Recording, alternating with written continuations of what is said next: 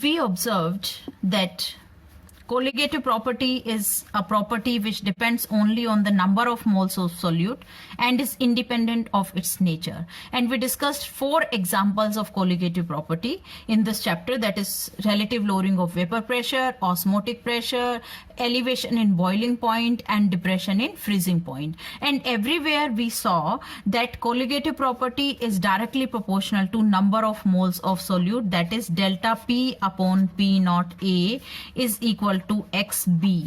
And from this we can find out the molar mass also, that is delta P upon P naught A is equal to WB upon MB into WA and MA. That is what we did. Here we should see that this colligative property is inversely affected by the molar mass, or you can say if molar mass is higher, value of colligative property will be low. If this is low, then this will be higher, while it is directly proportional to number of moles of solute. So this is a very important conclusion for doing the coming topic. What I'm talking about, I am saying that colligative property will be high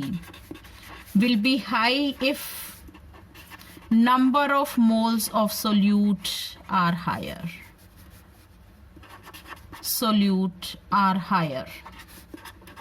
This is one important conclusion from the previous topic. Second is that colligative property will be low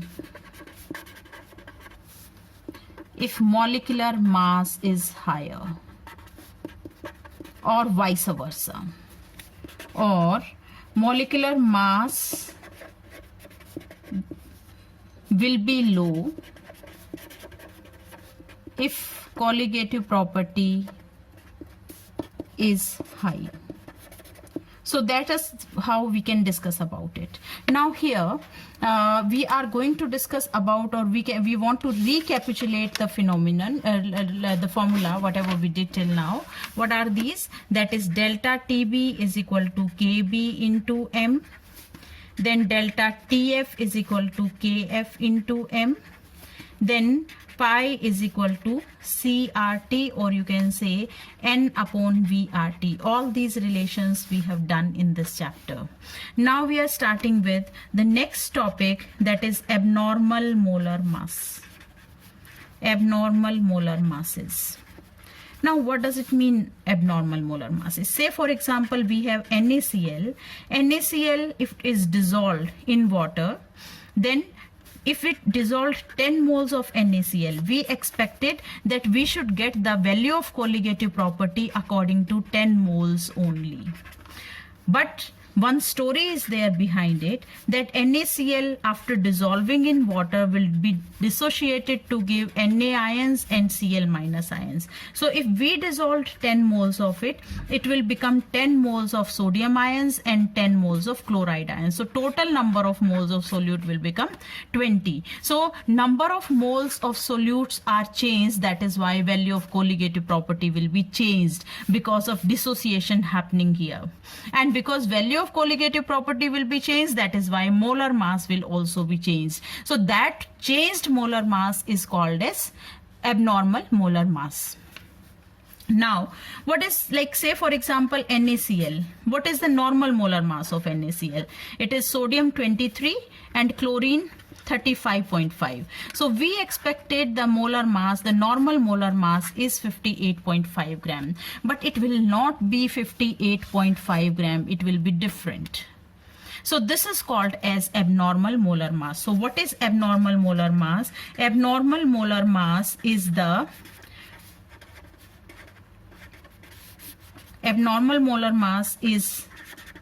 different molar mass obtained as than expected. And why will it be different? Because of association or dissociation taking place. Is different molar mass obtained as than expected because of dissociation or association of moles of solute. because solute may undergo dissociation or association. Because of that, number of moles of solute changed, and that is why that colligative property value will be changed, and that is why that molar mass will also be changed. So now what I'm talking about here, that is solute in solution form may undergo dissociation, as we did one example. It may undergo association. This example we will discuss. So if it is undergoing dissociation, that will increase number of moles of solute increases, and this will increase the colligative property value increases, and that is why molar mass will be less than expected value.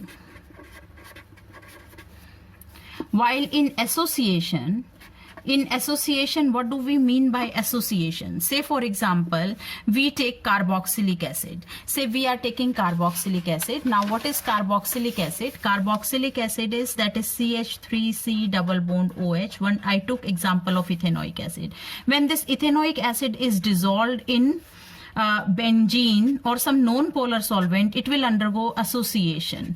So it is another molecule of ethanoic acid. So I dissolved 2 moles, I mixed 2 moles of ethanoic acid with water, but after with the benzene, after going in the solution in benzene, it is undergoing association with hydrogen bonding and existing like a single unit, or it is existing like a dimer. So this particular thing is called as association. So what is association? Association is the molecules, the 2 or more than 2 molecules will exist together as a single molecule. So this is called as association. So because of association, we may see we took 2 moles, but now it is acting as 1 mole only. So what happened because of association? Because of association, number of moles of solute decreases. And because of this, colligative property value will also decrease. And because of this, molar mass will increase. So whenever a molecule is undergoing association, the molar mass will be higher than expected. Molar mass will be higher than expected. So whenever molecules undergo association, it will lead to the higher mass, while whenever molecules are undergoing dissociation, it will lead to that decrease in the molar mass as than the expected value. So this change in molar mass as than the expected value is called as abnormal molar mass. So are we clear what is abnormal molar mass and why this abnormal molar mass is due to? So that is what we were talking about. Now the next is this can be measured in terms of a quantity which is called as Van't Hoff factor. We can measure that association or dissociation or abnormal molar mass in terms of Van't Hoff factor, that is I. Now what is this I? I is normal molar mass divided by abnormal molar mass, or you may say that expected divided by the calculated abnormal molar mass. And we can do it in terms of colligative property also. So what it will be, I is equal to, that is observed value of colligative property, observed value of colligative property divided by the calculated value.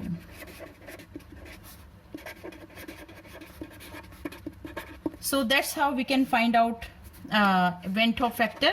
It can be done in terms of number of moles also after association or dissociation. Now we know that observed value of colligative property, that depends on the number of moles associated or dissociated. So it depends upon what? That is total number of moles. Total number of moles after association or dissociation. divided by calculated value of colligative property. So calculated value of colligative property, that depends on what? Calculated value of colligative property is, that is the number of moles you added, number of moles of solute before association and dissociation.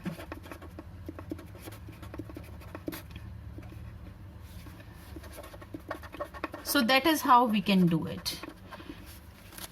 We can find out value of colligative property. Now what about if it is a strong electrolyte or a weak electrolyte? Say for example, if it is a strong electrolyte like NaCl we are talking about, it is a strong electrolyte, so it will dissociate completely. So in such a case, the value of Van't Hoff factor will be because it is dissociated into 2, so it will be 2.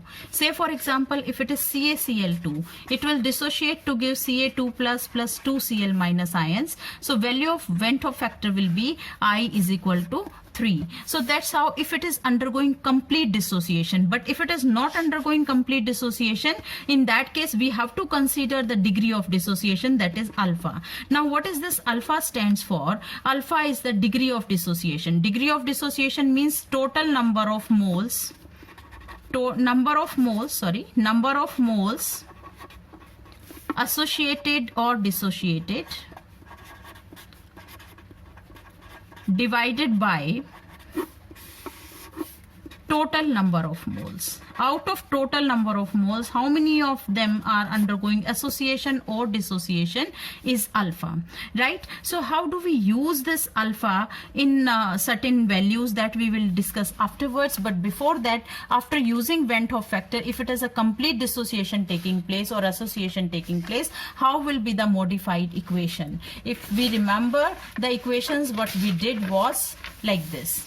That is delta TB is equal to KB into M. So if we modify the equation with the Van't Hoff factor because of association or dissociation, complete association or dissociation, so the equation will be modified like, that is delta TB is equal to I into KB into M. Similarly here, delta TF will be I into KF into M.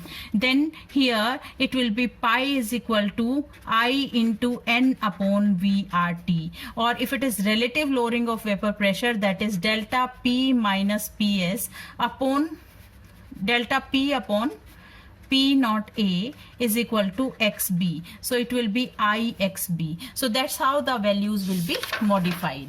Now how do we use if it is not undergoing complete association or dissociation? So in that case, how the things will be changed? I hope we are clear. Where are we taking a fixed value of I? That is when it is undergoing complete association or dissociation. There we know, like strong electrolyte, they will be undergoing complete dissociation. So that is why we know that is I is equal to 2 for NaCl, I is equal to 3 for CaCl2. Say for example, if some other electrolyte taken, in that case also we may assume the same. Now in which case we take Van't Hoff factor? Van't Hoff factor is taken whenever we are talking about an electrolyte in the solution, then it is considered. Say for example, if it is salt solution, we will consider it, but if it is a sugar solution, we may not consider, because sugar will not undergo any association or dissociation. Now in case of the weak electrolyte, how the things will be changed? There it will not undergo complete dissociation. So in such a case, we need to calculate the Van't Hoff factor, and we can do it with this particular fact. Say for example, we are taking acetic acid. Acetic acid, when dissolved in water, it will undergo dissociation. Please mind it, when it is in benzene, it is undergoing association in benzene, while in water it will undergo dissociation. Anyways, it is a weak electrolyte. So now say if we have n moles of it initially, then it is 0, it is 0. And if alpha is the degree of dissociation, then after time t, it will be n alpha. This will also be n alpha, because 1 mole and 1 mole, and it will be n minus n alpha at time t. N, and now it will be n into 1 minus alpha. Now here we can take total number of particles. Total number of particles are equal to, that is n into 1 minus alpha plus n alpha, and we are taking alpha common from everywhere, alpha plus alpha. N is taken it is like this, n minus n alpha plus n alpha plus n alpha. So throughout we have taken n common and we are left with 1 minus alpha plus alpha plus alpha. So minus alpha plus alpha cancel and we are left with n into 1 plus alpha, right? So this is total number of particles. Now how will we find out the value of I? I is equal to, what is I? I is total number of moles. I is equal to total number of moles after dissociation or association. So how many moles are there in all? That is n into 1 minus alpha after dissociation divided by what is the total number of moles taken initially, n. So that is how we can keep the value of n, and from here we can find out Vent Hoff factor. If Vent Hoff factor given, we can find out alpha also. So that is how we can do it. In case of association, what it will be, say for example we are taking 1 mole initially, say it is acetic acid taken or anything it is taken, say for example we are taking n moles of A and it is undergoing association to form AN, right? Now we are taking say 1 mole initially, and say if alpha is the degree of association, then it will be alpha by n. So in this way, or say for example if it is undergoing dimerization, in that case it will be 2 moles of acetic acid, say we are taking, it will undergo dimerization to give CH3COOH whole twice, right, existing as a dimer. Now here if alpha is the degree of association, then what it will be? It will be 1 minus alpha, right? Now it will be 1 minus alpha is what? 1 minus alpha is the number of moles remaining unassociated. So it will be 1 minus alpha plus alpha by 2 is the number of total number of moles, or it is equal to 1 minus alpha by 2. So this is what? This is the total number of moles after association. And what is the value of I? I is equal to total number of moles after association divided by the total number of moles. So what it will be? It will be 1 minus alpha by 2 divided by 1. So ultimately it is 1 minus alpha by 2. So this is a relation to be used for the numerical purpose where association is taking place. That's all. Thank you.